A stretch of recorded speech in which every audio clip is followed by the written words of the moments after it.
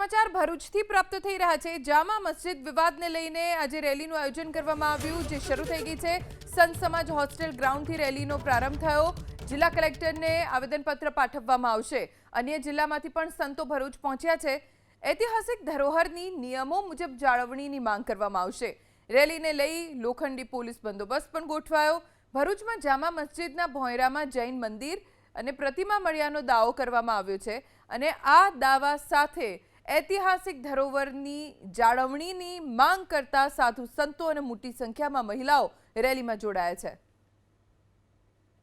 तथाकथित जामा मस्जिद में पिछले कई वर्षों से जो इस्लाम धर्म का आचरण हो रहा है, वास्तविक रूप से वो हिंदू धरोहर है और नियमों का वहां पे खुलेआम से तोड़ाताड़ी हो रही है। तो नियमों को पालन करने के लिए संविधान ने जो अधिकार दिए हैं, एएसआई के जो नियम है, उन नियमों को लागू करने के लिए ये आज का सब आंदोलन यहाँ पे हो रहा है।